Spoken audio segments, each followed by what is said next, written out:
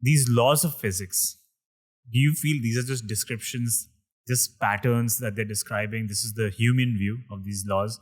Or do you think these laws itself are the fundamental governing principles of nature, which is, I guess, the primitivist view? It's super hard to think, how can this just be correlational? How can this just be describing? But then if you try to say exactly what it means for these laws to have some causal relationship to reality, somehow, maybe causation is not the right framework.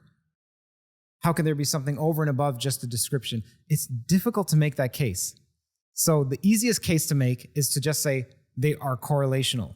The laws just describe what's happening. Why is it difficult to make them foundational? Because you can't then say what's below it?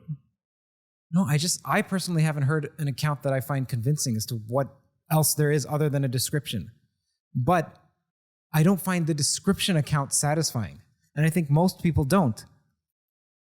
Geoffrey Hinton, who won the Nobel Prize for physics, even though he's not a physicist, and he admits this, he's a computer scientist.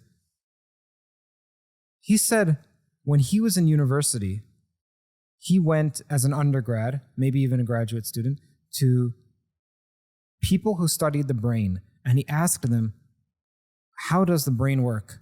And they would tell stories about neurons and this part of the brain and the mentalizing network and the amygdala, whatever, fancy sounding words. He said, that's not what I mean. That's not how the brain works. That's not what I mean by how the brain works. How does the brain work? If asked as an undergrad, but Geoffrey, what do you mean by how the brain works? He wouldn't be able to articulate it. All he knows is that's unsatisfying. That's not what I mean. I think that's an extremely important intuition to hold on to. And fortunately, he held on to that.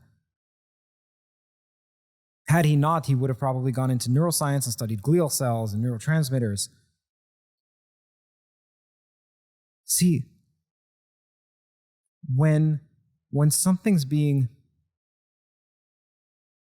told to you as a solution, it'll convince you, if you hear it enough, that it is a solution. And it may make you think that the problem it's solving is indeed mapping onto the problem that you're proposing.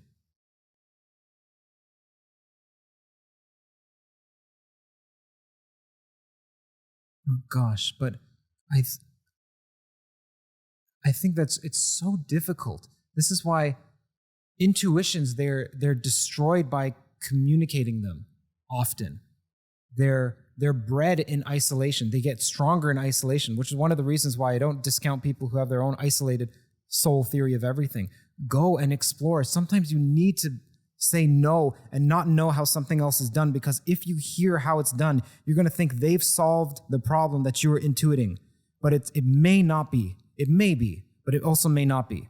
And it's so rare to come up with something new.